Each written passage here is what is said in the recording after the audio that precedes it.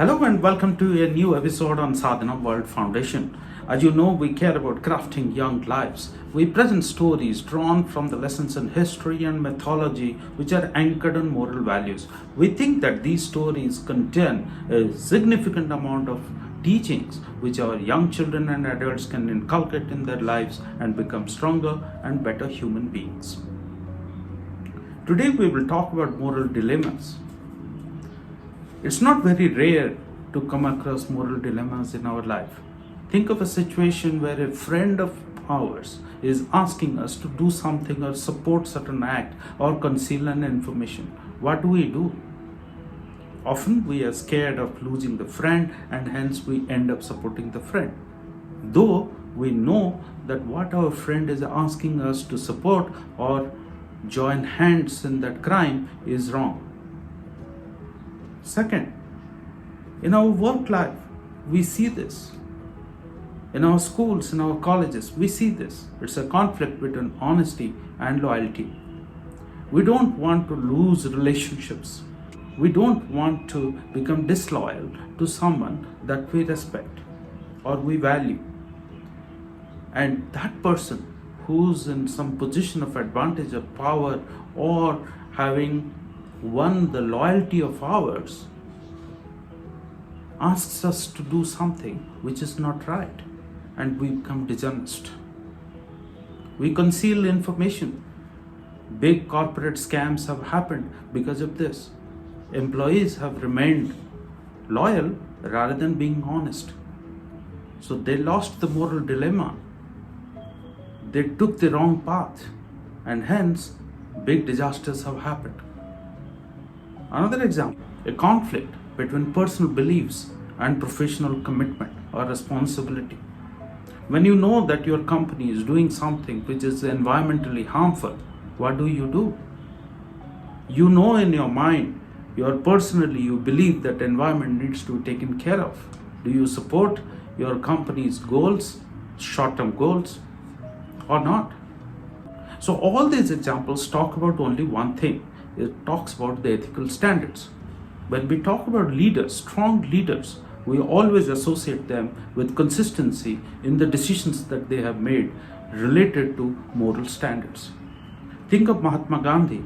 The people who respect him, they respect him because of his consistent commitment to certain principles. Principles like non-violence, principles like social justice, and so on. Think of Bill Gates, the richest person in this world for years together. What did he do with his wealth? He could have retired a life of luxury. However, he chose to distribute that wealth and make this world a better place, particularly for the people who are suffering, who are impoverished, who are poor, who are uneducated. We respect him for what he does. We don't respect him for being the wealthiest person. We respect him for the innovation that he has done, for the efforts that he has put in place to make this world a better place.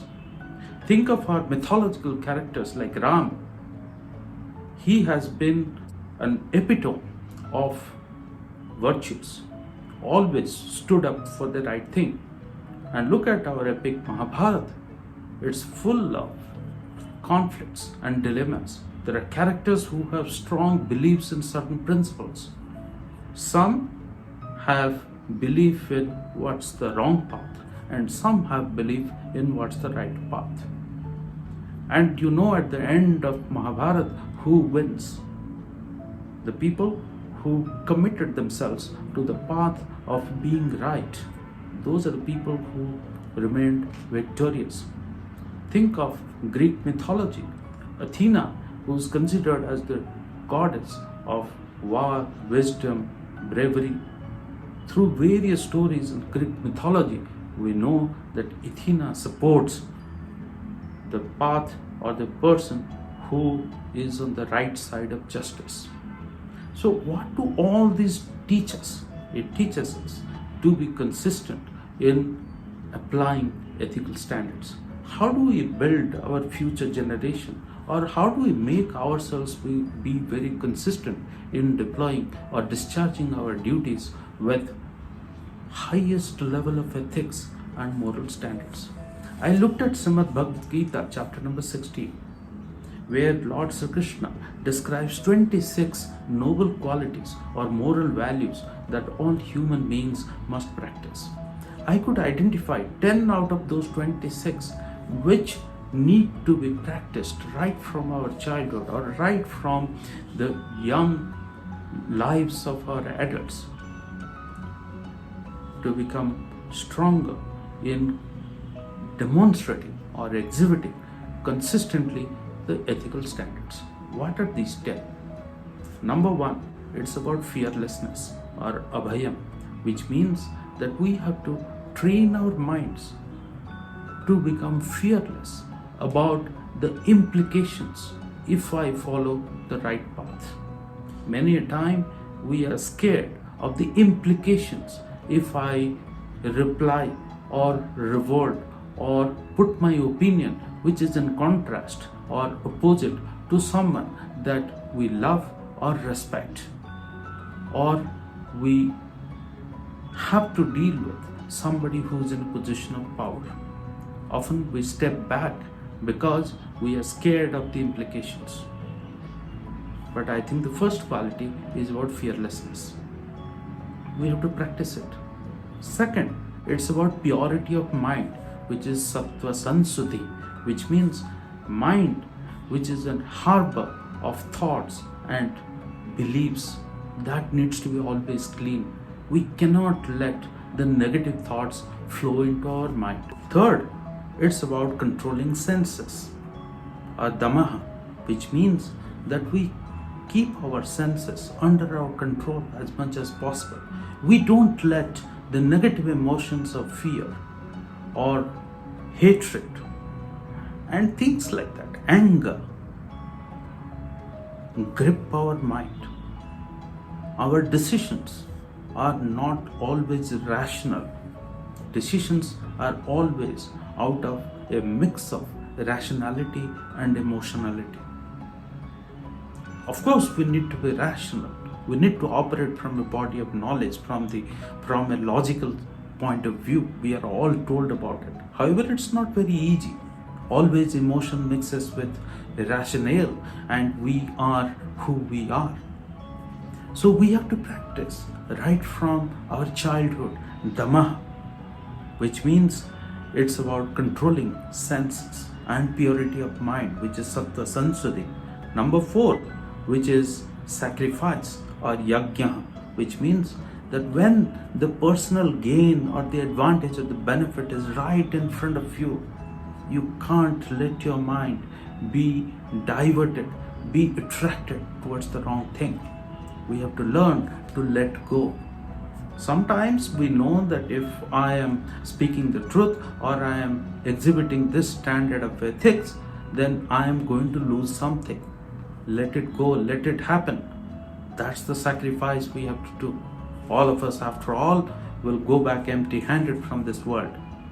For the short period of time that we are on this world, shall we live with the burden of immorality and risk our existence with the disrespect, with the fall from grace? Certainly no. Number 5, which is straightforwardness or arjavam. What it means? It's about being straight, telling the truth. It's about truthfulness, which is satya, which means we have to tell the truth on the face at that moment, in that event, in such a manner that I don't hurt the person, yet we are heard. Then 7th, which is akrodha, which means absence of anger. Many a time we make decisions while we are angry. We speak something while we are angry.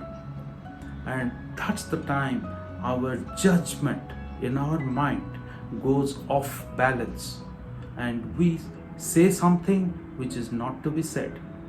We do something which is not to be done.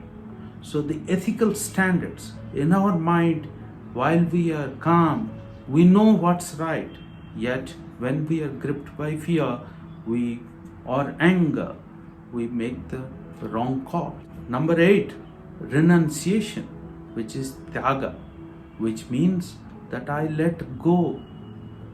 I let go of feelings, I let go of assets or benefits. I let go of my attachment with the relationships, with the luxuries and comfort that can come in the short term if I support the unethical practice. Number 9 is restraint from finding faults. Sometimes we harbor ill feelings towards someone else because we know that the other person is faulty.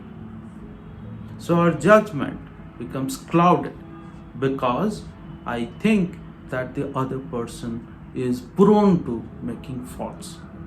All you know that in that particular scenario, the person would not be at fault.